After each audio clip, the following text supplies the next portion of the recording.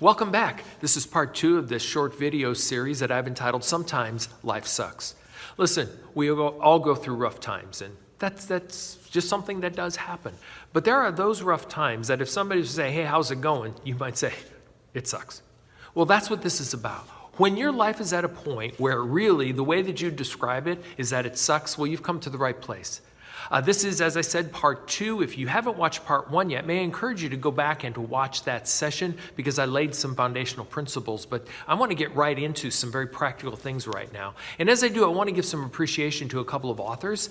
These authors I read in preparation for this, and I'm using some of their points. So I want to give appreciation to Kurt Bubna and Paul David Tripp for some of the thoughts that I'm going to be using in this series. Things to remember and things to do when life sucks. This is the practical part of this. So let's go on. First of all, this. Remember, hard times come to every person.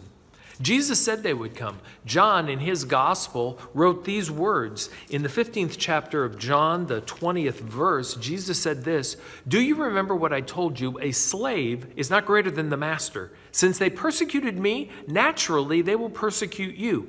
And if they had listened to me, they would listen to you." Jesus is talking about persecution, but he actually says, if they did things to me, they would do them to you. If things happen to me, they will happen to you, because a slave is not greater than the master. What Jesus is saying is, listen, I walked through some hard times. I had people turn against me. I walked through some days that were really, really rough.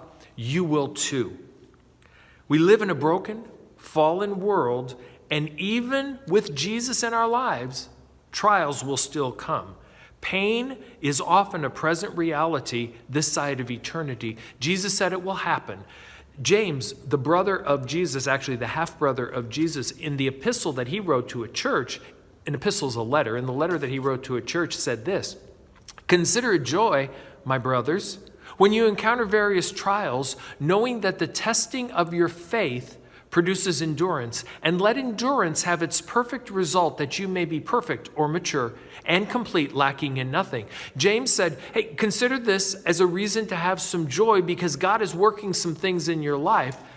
Trials will happen. Hard times will come to every person.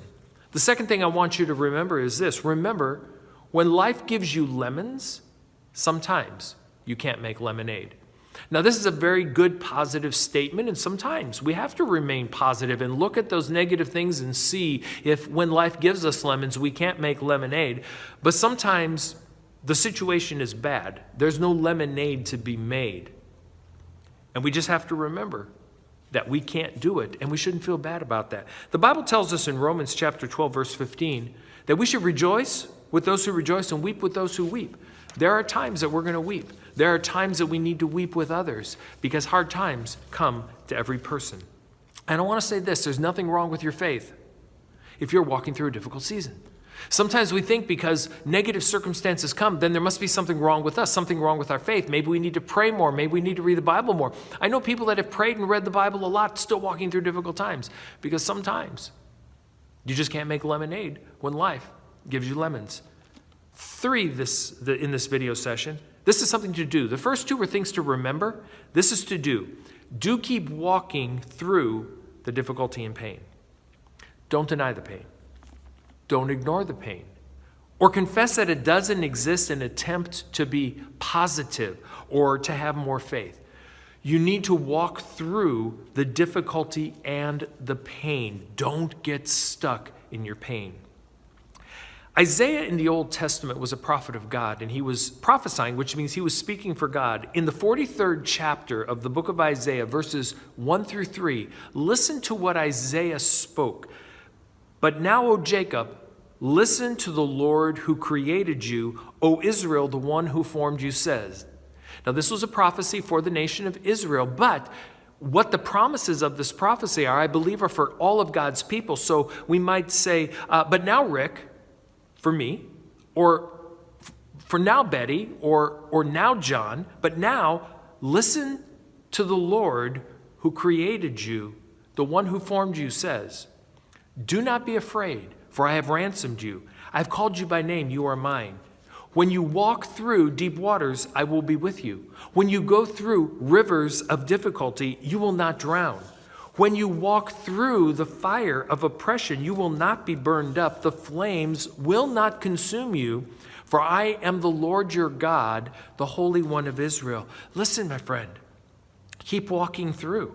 When you walk through deep waters, the rivers of difficulty, you're not going to drown if you keep walking through.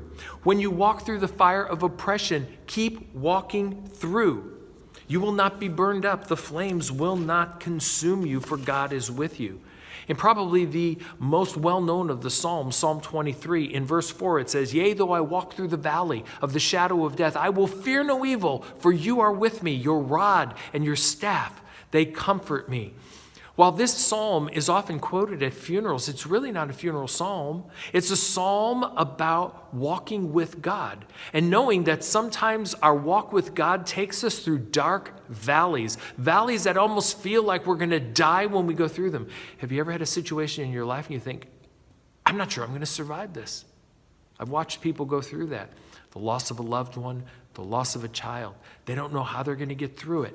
If they don't get stuck in their pain, if they walk through with the Lord, it is amazing what their life is like on the other side. Oh, they still miss the one that they've lost, but they've walked through.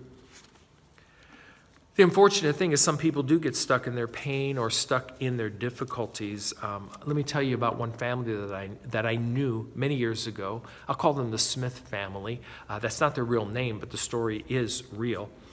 They lost a son in a tragic automobile accident when he was in his early 20s. I met them 15 years after this tragedy had occurred. They visited our church. They came a few Sundays. I went to visit them in their home, and they told me the story of the loss of their son. And you could see the pain and the grief still on their face 15 years later. And that's to be expected when you lose a son as tragically as they lost their son. But the more they talked and the more that I got to know them, it became obvious to me that they got stuck.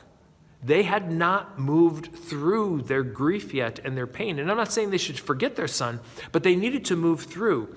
See, they were going through the motions of life and they were going through the motions of work, but they were not really living. They were stuck in their pain. They had turned from their faith in God, not toward their faith because of this tragedy. Let me say that again, because this happens to some people. They had turned from their faith, not toward their faith in this tragedy. When difficulties come, we have to be very careful because there are many people that turn from their faith. They turn from God instead of turning toward Him. And I know sometimes that's hard because it's like, where were you, God? And I don't know if this family blamed God or if they felt rejected by God or they thought, well, why couldn't have God prevented this tragedy from happening? All I know is they were stuck. And there was nothing that I could do to help them because they chose to remain where they were, and that was so sad. My friend, you have to move on and move through. Now, if the difficulty is fresh, if the tragedy is fresh, you have to grieve. It's not going to happen instantly. But if you are still in this place of pain from circumstances that happened years ago, maybe you're stuck. You need to stand up and you need to begin to spiritually and emotionally walk through. It's easy to get stuck in bitterness. You've been hurt. You've been rejected. Somebody's turned against you. Somebody took advantage of you. Somebody abused you in some way. It's easy to get stuck in bitterness. You have to forgive. You can't refuse to forgive or you will remain stuck. You've got to walk through the process of forgiveness. Something else you need to do so that you don't get stuck in your pain is you need to talk about it, but you need to talk about it with a compassionate and a wise and a trusted individual or two. This is part of the journey. See, some people talk about their pain all the time. I can think of a lady that I knew who was sexually abused as a child.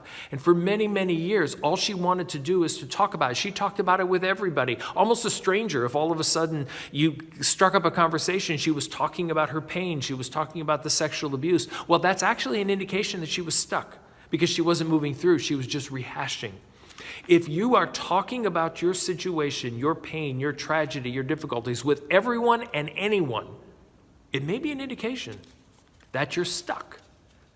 And you need to find a trusted individual or two, and to work it through with the purpose of getting out, moving through, beginning to engage life again.